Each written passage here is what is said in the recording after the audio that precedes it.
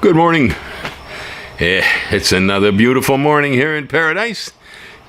Welcome to Hawaii.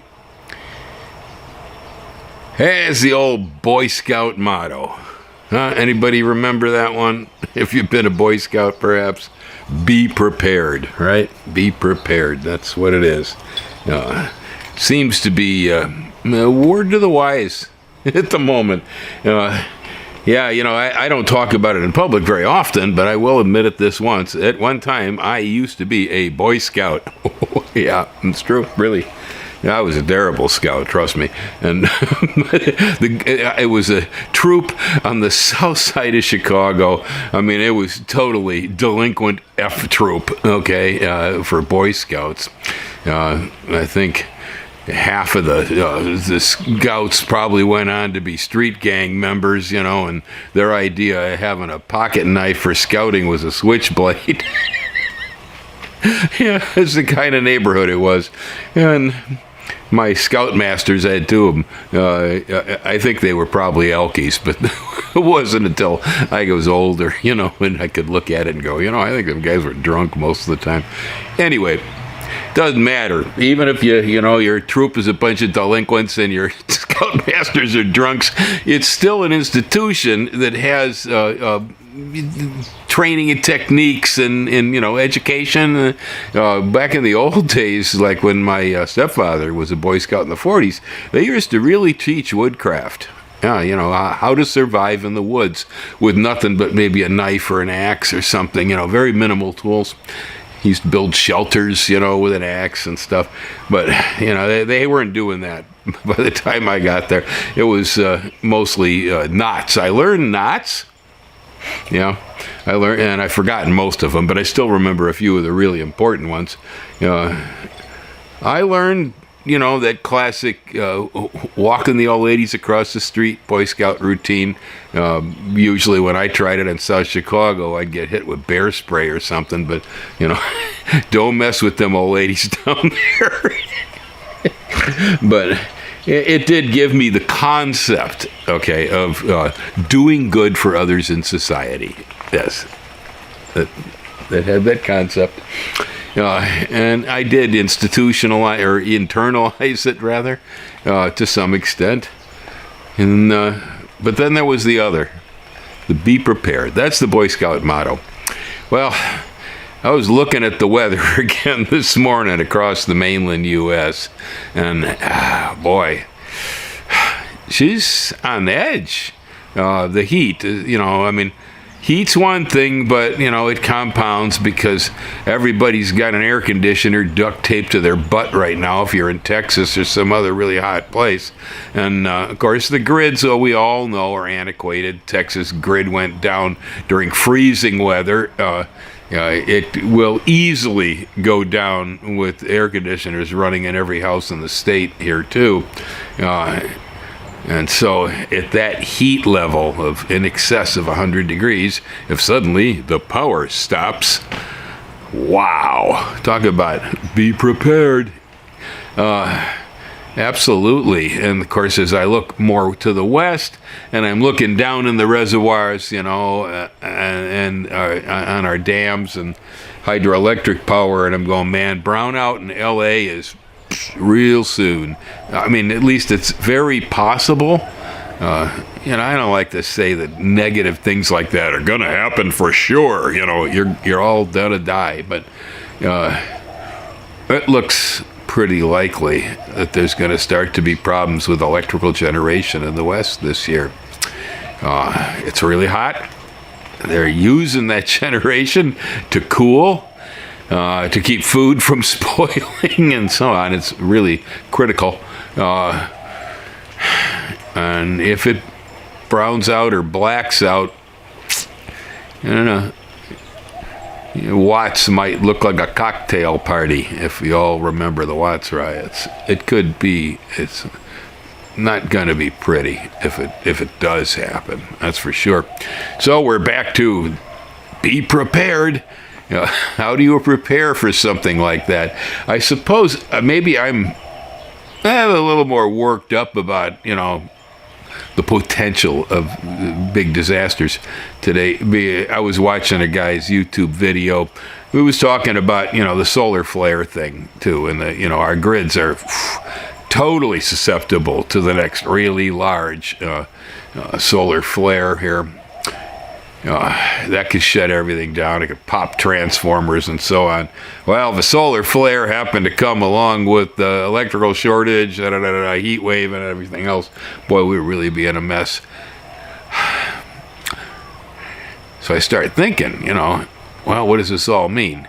If power disappears, well, there won't be any more gasoline because they won't be able to pump it for the most part. That's not going to be easy to do. The places that maybe do have a way that they can pump, well, everybody's going to be lined up there. It'll take you 2 days to get through a line to get some gas to run your generator, let alone to get to work. All the traffic lights will be out.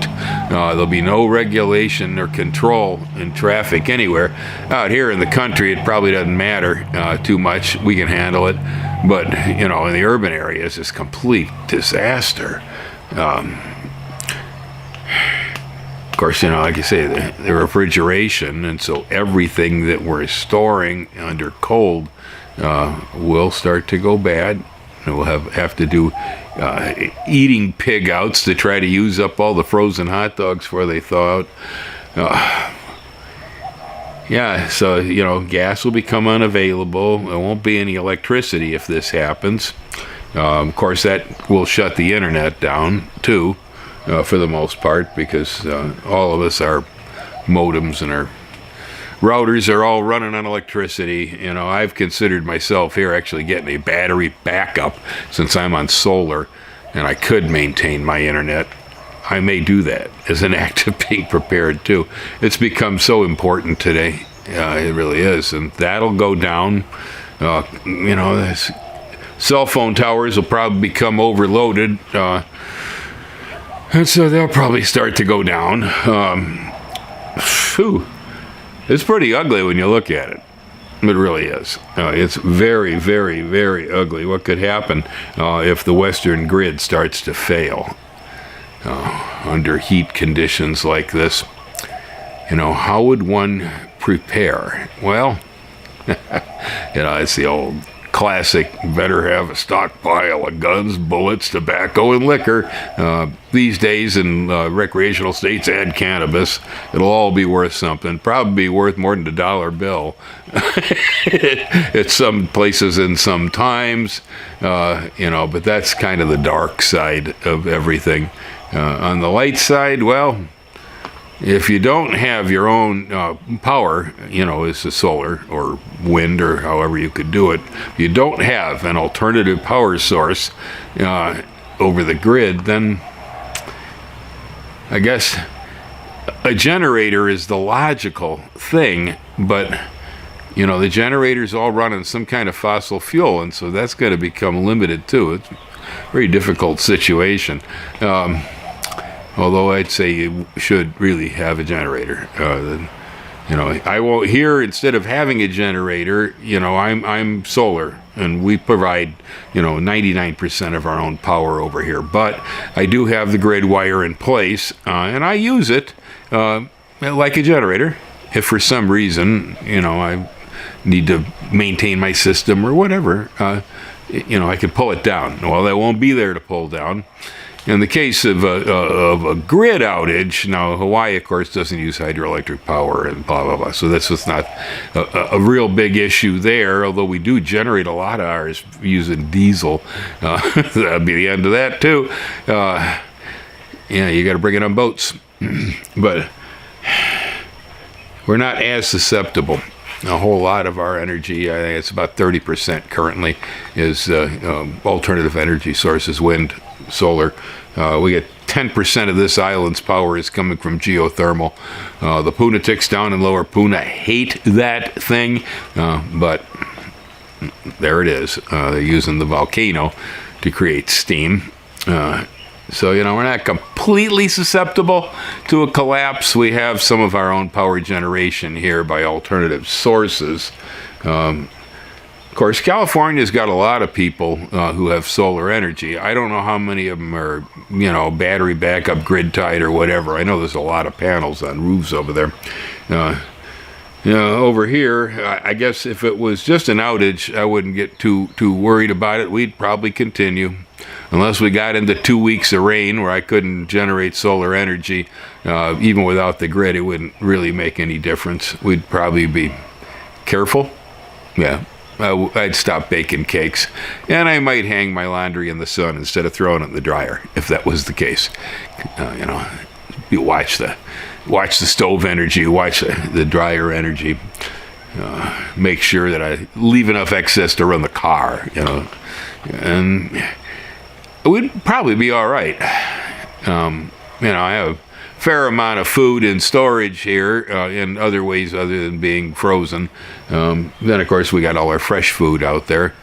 Oh, and if I have to go out and start shooting all them wild chickens that wake me up all the time, do that too.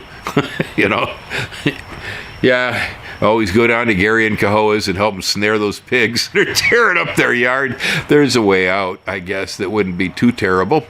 Doesn't sound too bad.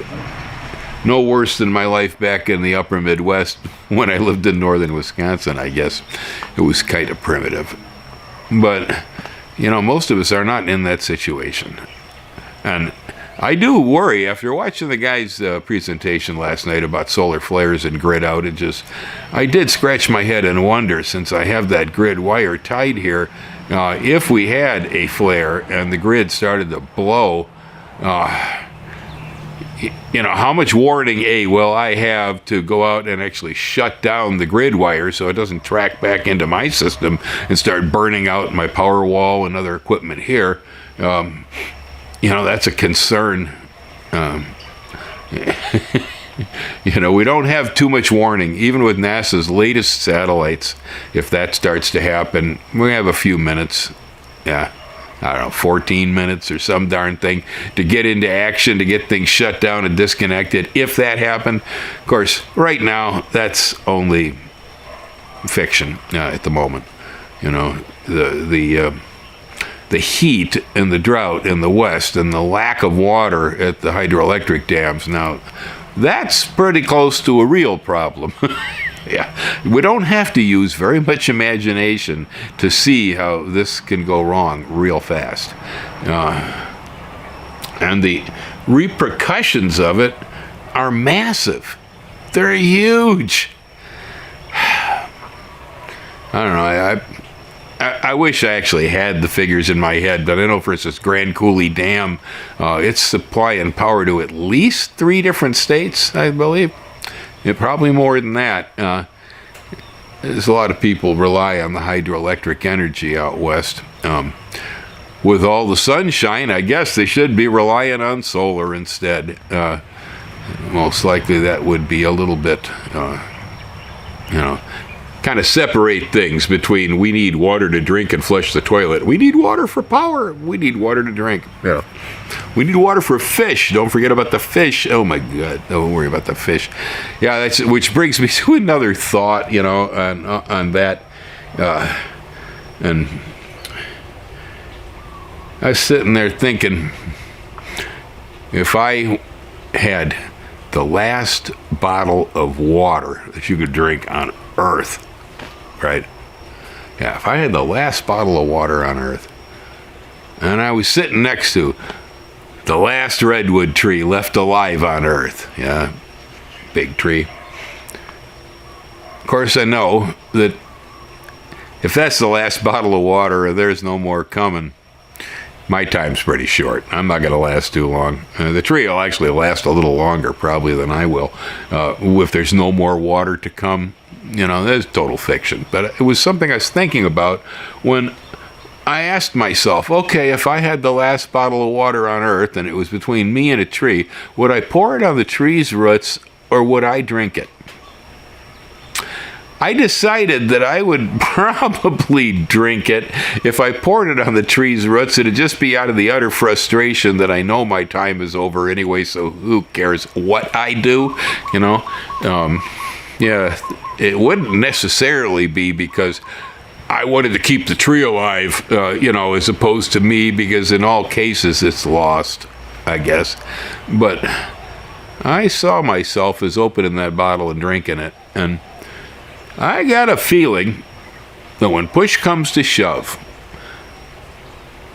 that when it's human beings and their needs and their desire to survive, and then there's the rest of the planet struggling and trying to survive, and when it becomes at odds that what I need, the tree needs, or the fish needs, or whatever, who comes first? Do we let the fish have the water? I don't think so, people. No. Yeah, I mean, really think about this. Look into yourselves. Look into yourselves and think about this. Who comes first? It's an important question, actually, because it's at the basis of the mindset that we use to operate on planet Earth. Because when you boil down all the scum and you get to the bottom of the pan, what's that guy going to do with that last bottle of water? He's probably going to drink it. You understand what I'm trying to say?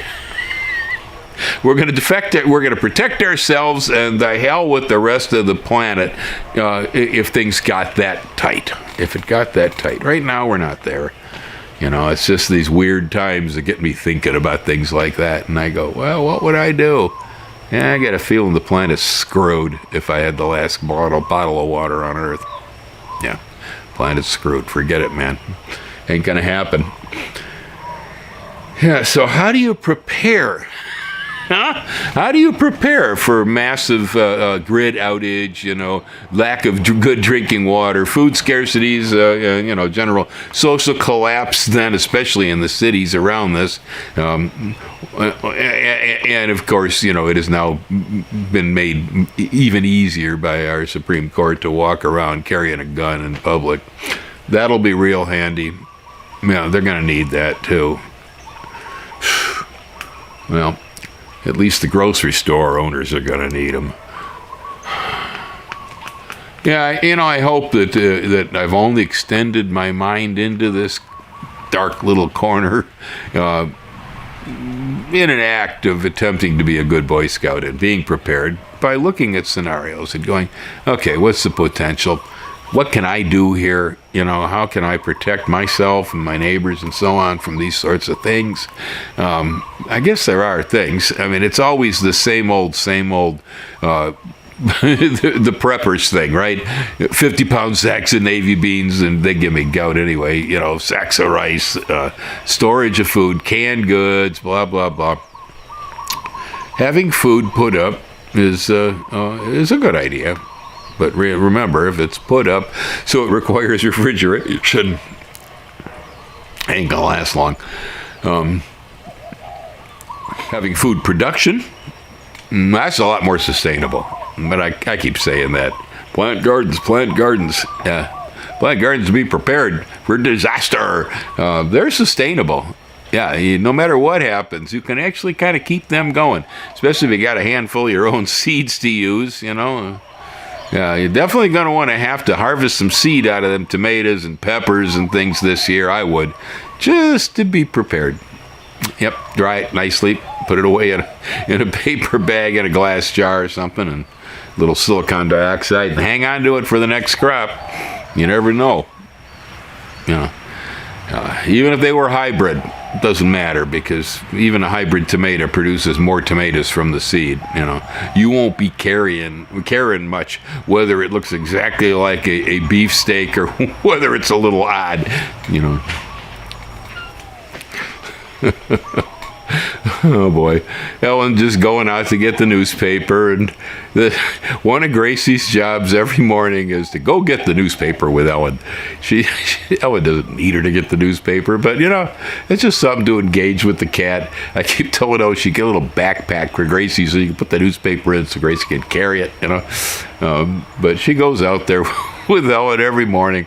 Ellen was out here just a moment ago yelling, Gracie, newspaper. No cat. Well, boy, I said, I don't know. I think she's out here somewhere. Ellen got halfway down to the mailbox there, or the newspaper box, and all of a sudden, boom, here comes Gracie out of the woods. I'm coming. We'll get the newspaper. Don't worry. She gets so excited about getting the newspaper. It's funny. That's I think what I like about that cat more than anything is she makes me laugh several times a day. Yeah, she's kind of funny. She don't know she's being funny, but I get a kick out of her. Tail up in the air, hightailing it, running after all it. Yeah, newspaper, let's get the newspaper. Like there's something really exciting about getting the newspaper in the morning.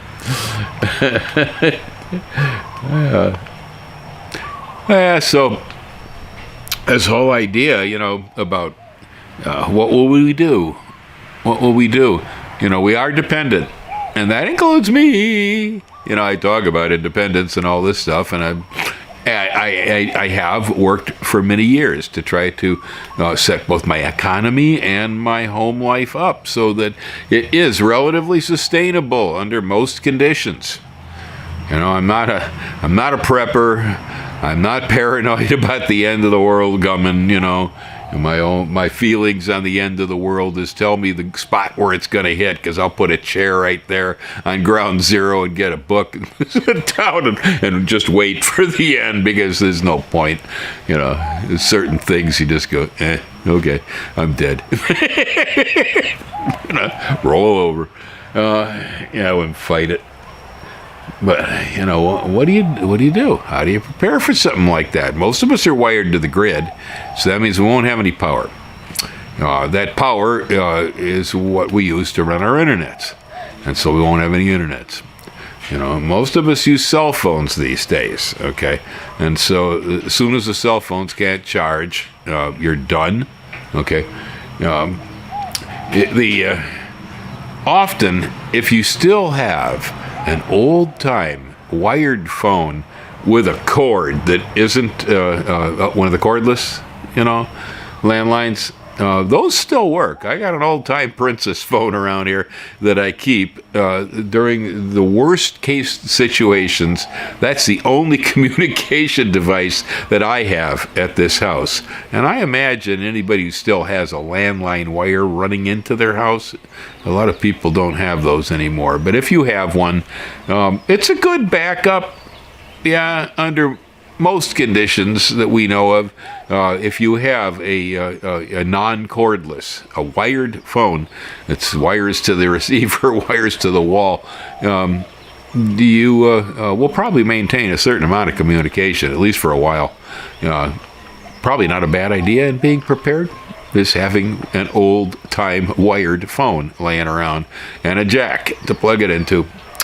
Oh, there's one, because that might be your last piece of communication device, unless, of course, you have shortwave radio, your ham. We have a lot of ham here in Hawaii. Ham will become a lot more important, but you got to have something to run the radios on. There's electricity again. So, if the ham guys are on solar, they're good. They can run their radios. But if you're not on solar, you won't be able to pick them up anyway. So there's another issue.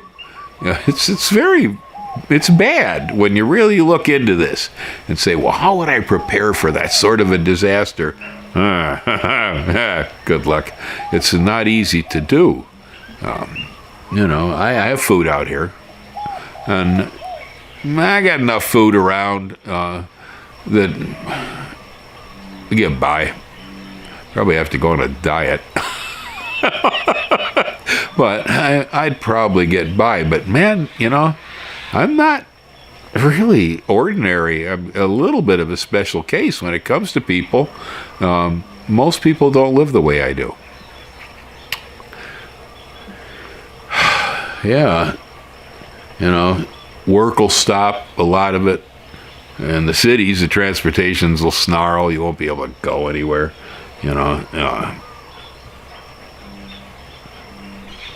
ATMs won't work. That's right. Your plastic money, once the internet goes down, will be worthless. Yeah, I don't even want to talk about what a solar flare could do to the computers they use to hold your stocks, your investments, your Bitcoin, and all that stuff. Boy, if that stuff fried, the records would be erased. You better have it on paper somewhere. Yeah, accessing funds could become very difficult, you know. There's not very many of us that actually keep a great big mattress stuffed full of dollar bills. And even if you did, and you could manage to keep people from trying to take it from you, it might not have much value anyway. I mean, I remember when I worked in California, Rayleigh's Supermarket there, it's a chain in the West. I worked with their drug warehouse for a while. When there was a power failure, we would continue to operate. Yeah, we'd use the NORAD scanners, the same things you use to scan your barcode products onto the shelves. We'd use those to check prices.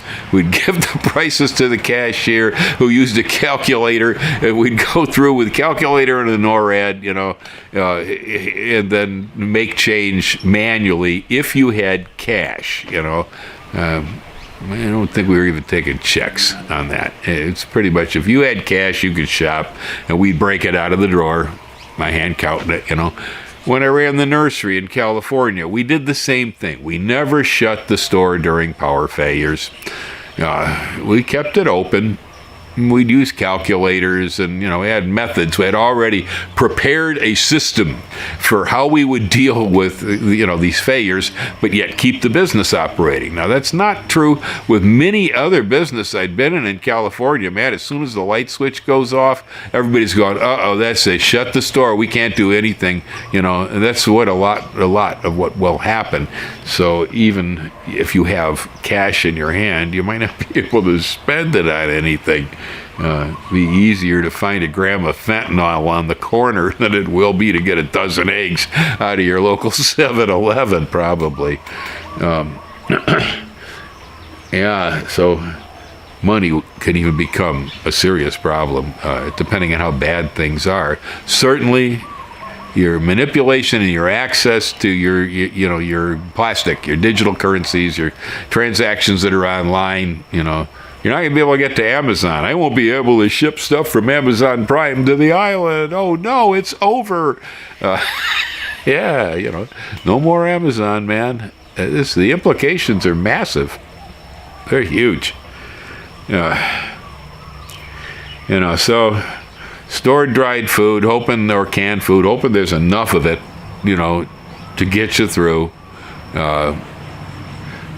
Be careful about the dietary mix. You want to make sure that you know, you get the right balance of nutrients. You don't want an entire pantry full of Snickers bars, right? You know, they're okay, but that's not what you want to live on.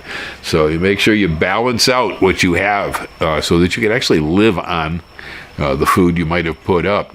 So it's got the right amount of protein, you know, carbohydrates, the right amount of fats. And I can kind of take care of the vitamin content by having some multiple vitamins around. But then, you know, then there's the whole thing with drugs, you know, the pharmaceutical types. So many of us today are reliant on these pills and don't have a lot of alternatives either in many cases. And so another problem. Again, insurance companies are real sticky about letting people have extra bottles, you know. I could have a doctor would write me a prescription for 2 years worth of blood pressure medication or something. I'd probably be fine. I'd have bottles of it sitting around, you know, but they won't let you do that. And even the doctors don't want to do that. My doctor tells me, I want to see you every 90 days, you know. I'm going, Fred, come on, man. I'll come in, but the least you could do is at least write my prescription so they got at least one refill on them. You know, he's trying to make me come in to get a refill every 90 days just because he's worried about me. So the system's kind of set up so that that's very hard to control. You know, plus the pharmacies all run on electricity. The cash registers run on electricity. Your account, your insurance, everything is online. It won't be there either. You know, if you're lucky enough, maybe if you have a good pharmacy around that'll, take the information off your insurance card, write it down, and keep paper records so if the system ever comes back up, they can input. But that's what we used to do in the nursery, and that's a huge job. Oh, my goodness. I wouldn't want to have to do it at a pharmacy, and I even wonder if it's legal. I mean, this is drugs. There's special laws there. A lot different than selling orange trees. I don't know what's right and what's wrong there. But, yeah, like I said, be prepared. But even when you're prepared, it can be a big problem. I keep pounding on, we're too dependent. We're too dependent. We're too dependent as a culture. Will come to an end over our dependency. I think a lot of the angst that a lot of people feel, the unhappiness that they feel as Americans living in one of the best places you could live on earth is the real truth. One of them, not the best maybe, but it's a good one. Their problems are mostly self-generated out of dependency. They're expecting things. They think they have entitlements that they really don't have. You're not entitled to a job. No, you're not entitled to even having food.